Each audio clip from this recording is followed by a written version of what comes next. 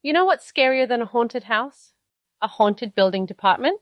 Because when your staff is down to one part-time permit tech, two overworked inspectors, and someone who sort of knows zoning, there's no one left to say yes. In today's episode, we will be discussing a few options that you have at your disposal to help your building department run smoothly. I am Juliana Hoffman, and I will be your host for today's episode of Built for Tomorrow.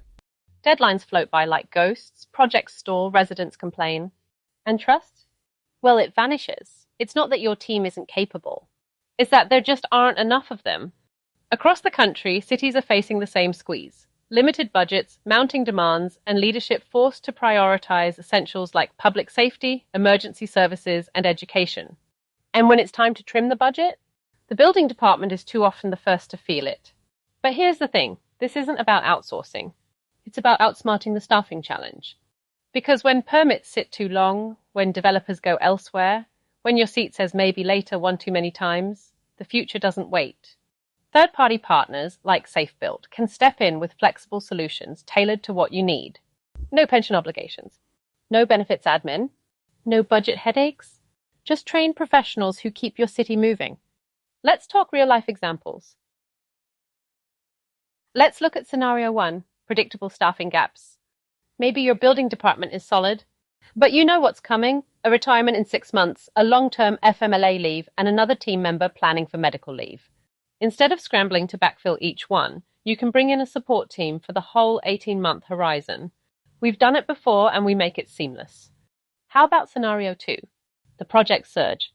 Or maybe your team is efficient and steady until 2 new developments break ground at once. Add in a complex commercial site with specialized warehouse inspections, and suddenly you're underwater. That's where SafeBuilt comes in. We can handle the complex projects, letting your team focus on the day-to-day. Or flip it.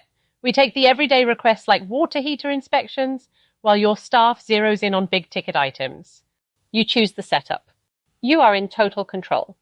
And there is also a scenario 3, leadership gap. Sometimes it's not about capacity, it's about experience. You've got a great succession plan, but your next building official isn't quite ready. We've staffed interim building officials to bridge exactly that kind of gap, mentoring the internal successor, ensuring compliance, and keeping momentum alive while your future leader gains the last bit of needed experience. You don't need to exhaust your team or your budget to keep progress moving. You just need a smarter model. Because the future doesn't wait, and neither should your community.